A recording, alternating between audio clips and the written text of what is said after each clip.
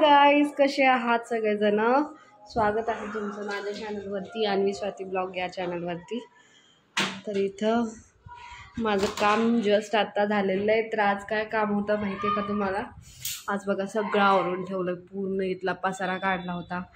आज अख्खे भांडे घासून घेतले, सगळे A to Z भांडे घासून घेतले. म्हणलं नवीन वर्ष आहे त्याला तर पटकन कामं वगैरे करून एवढे सारे भांडे होते. आणि आता हे सगळे भांडे नवीन काढले मी, आणि जे जुने जुने होते ते सगळे वर टाकून दिले. आणि इथं झालं अन्वीचा खाऊ. आणि इथं बघा सगळं साफ वगैरे करून घेतलं पटपट. आणि हे मम्मीने दिलं होतं मला लग्नात. आता हे मम्मीचं देऊन टाकते आणि माझं वापरते. तर इथं सगळं सामान देव साफ केलं, सगळे धुवून नाही घेतले, पण ते सगळं आवरून घेतलं. आणि मॅडम आता इथं राडा तर हाय असा पडणार, तो आवरून घ्यायचा आहे.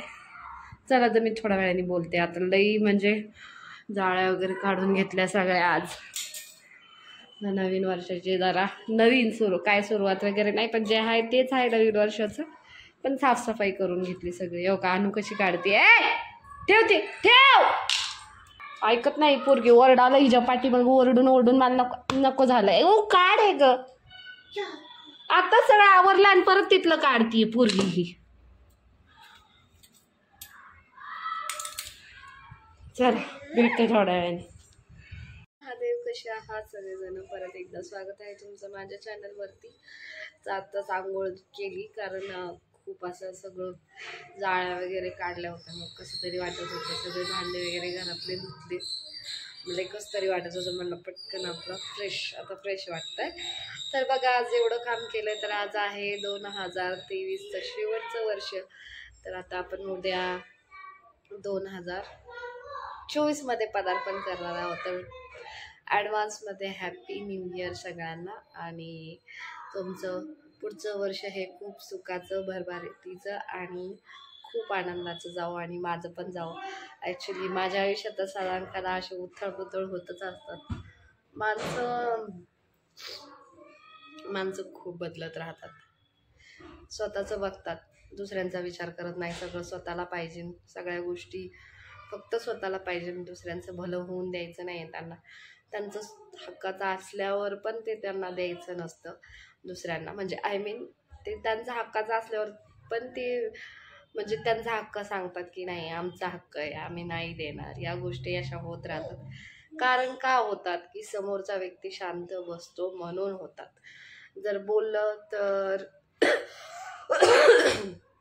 आपण शांत बसलो तर समोरचा व्यक्ती असा विचार करतो की नाही, ह्याचं खूप वीक पॉईंट आहे, हा काय बोलणार नाही, हा मला काही हे करणार नाही, त्याच्यामुळे ते वरती चढत जातात.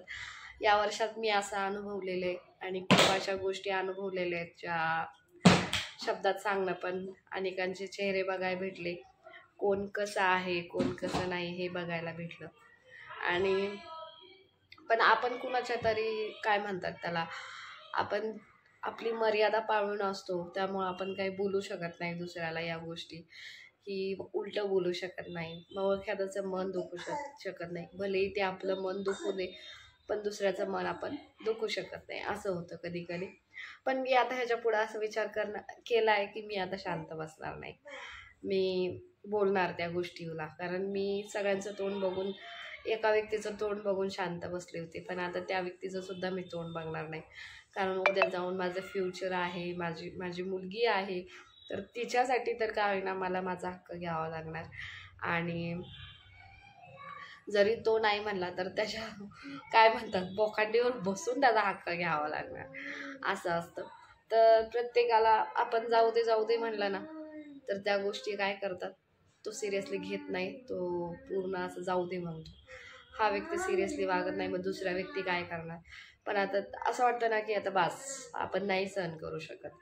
जे आहे ते रोकटोक, नाही तर माणूस इथं लातानी आणि बुक्क्यांनी तुडवायला बसलेत असे लोक आहेत या जगात. तर जाऊ दे, जोपर्यंत चालतंय तोपर्यंत चालू दे, नंतर बघता येईल त्या गोष्टीचं, असं बोलतो आपण. पण नाही, ज्या त्या ठिकाणी जिथं तिथं बोललं पाहिजे, हे एवढं मला माहिती आहे. आणि त्याच गोष्टी बऱ्या असतात आणि त्याच गोष्टी आपल्याला केल्या पाहिजेत. मला पण असंच वाटतं आणि तुम्हीही करा. तुमच्या पण आयुष्यात खूप सारे उथळ झाले असतील, कुणामुळे, सगळ्यांमुळे झाले असतील. सगळ्यांना नवऱ्यामुळे शांत बसावं लागतं, कुणाला आई बाप्पामुळे शांत बसावं लागतं. तर तेही माझ्या आयुष्यातच झालेलं आहे आणि मी प्रत्येक गोष्ट तुमच्याशी शेअर करत आले. का करत आले? कारण आईसुद्धा ऐकून घेत नाही, नवरासुद्धा ऐकून घेत नाही, त्याच्या घरचे ऐकून घेत नाही.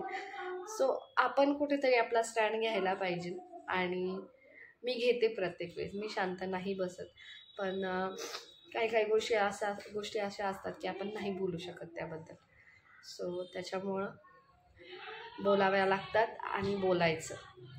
तर चला, हा वर्ष संपत आलेला आहे आणि सगळे आता नवीन वर्षात जाणार आहे. एका गोष्टीची 2 वर्ष झाला आता यूट्यूब चॅनल काढून आपल्याला, पण अजूनपर्यंत असा हवा तसा रिस्पॉन्स मला भेटला नाही. माझं काय चुकतं हे सुद्धा मला माहिती आहे, पण मला एवढं वाटतं की माझं मन मोकळं होतं. खरं सांगते, ज्याचं कुणी नसतं त्याला आपण सोशल मीडियावर ही गोष्ट, सगळ्या गोष्टी मांडायला खूप गट्स लागतात. मला माहिती आहे, सोशल मीडियावर या सगळ्या गोष्टी मांडायला गट्स लागतात. आपण काय बोलतो काय नाही. माझ्या घरचेही म्हणत असतील, ही उगं बडबड करत राहते, काहीतरी बोलत राहते, पण थोडाफार तरी इम्पॅक्ट पडला मला असं वाटतं. आणि पर्सनली मी सांगू का तुम्हाला, कारण आपलं ऐकणारं कोणी नसतं. सो ही जी ताकद आहे ना सोशल मीडियाची, कधी कधी मी स्वतःला एकटं फील करते. माझ्यासोबत जे होतं आहे, माझ्यासोबत कुणी, आता मी एवढं नाही म्हणत की माझ्यावर कुणी अन्याय करते, ते मी नाही एवढं इतक्यापर्यंत मी नाही जाऊ देणार कधी. पण काही गोष्टी आपल्या मनाला खूप लागतात आणि त्या खूप मी खूप सहन करत आले. अक्षरशः मी रात्रभर रडले, मी डिप्रेशनमध्ये गेले. पण हे आल्यापासून मला असं वाटतं की मी थोडीफार तरी आहे नॉर्मल आणि मी त्या गोष्टीचा विचार जाऊ दे. तो माणूस करतोय समोरचा व्यक्ती, तो त्याचं भोगेल, नक्की भोगेल. त्यापेक्षा आपण दुसरं काय करू शकत नाही. आपण रडून आपलं स्वतःची तब्येत का खालवून घ्यायची, आपण का स्वतःला त्रास द्यायचा, असं वाटतं मला. त्याच्यामुळं मी ह्या गोष्टी अवॉइड केल्या आत्तापर्यंत. मला स्ट्रेंथ भेटली की ठीक आहे, मी आणि माझी मुलगी आहे ना, आज आपल्या मुलीसाठी जगायचं आपल्याला, असं वाटतं. मग त्याच्यामुळे आहे ना, कसं का होईना, कसं का असं ना, ती आहे आपली स्ट्रेंथ. आणि एक काहीतरी करतोय आपण, हे मनाला शांती असते आणि कुणीतरी आपलं ऐकतंय हे मनाला शांती असते. त्याच्यामुळं हे काढलं, पण हवा तसा रिस्पॉन्स नाही भेटत आहे. ठीक आहे, कधी ना कधी नक्की होईल. तुमचं असंच प्रेम राहू दे आणि असंच तुमचा सपोर्ट राहू देत. आणि माझं काही चुकलं असेल तर मला माफ करा. चला तर आता हाचा ब्लॉग संपवते. आज आहे 21 डिसेंबर, तर सगळ्यांचा आज पार्टी बेटीचा प्लॅन असेल. आमची काय पार्टी बेटी नाही, नवरा चाललाय पार्टीला, पण आज आमचं काय पार्टी बेटीचा काही प्लॅन नाही, काय नाही.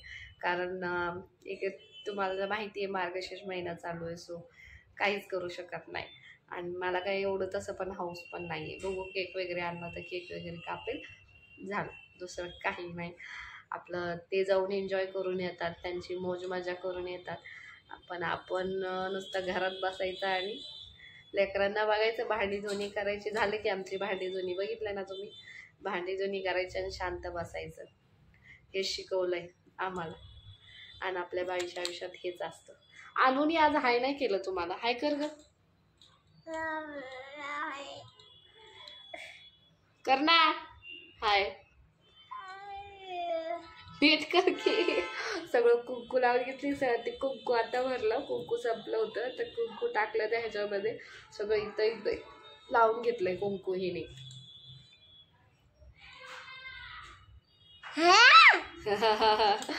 आता बघतीये आणि टिक्की बनती. चला तर मग आजचा ब्लॉग इथंच संपवते. भेटूया पुढच्या ब्लॉगमध्ये. तोपर्यंत बाय बाय. ब्लॉग आवडला असेल नक्की लाईक करा, शेअर करा आणि सबस्क्राईब करा माझ्या चॅनलला. भेटूया पुढच्या ब्लॉगमध्ये. तोपर्यंत बाय बाय कर, bye bye, bye bye, bye bye, bye bye पप्पी. अगवी अगवी.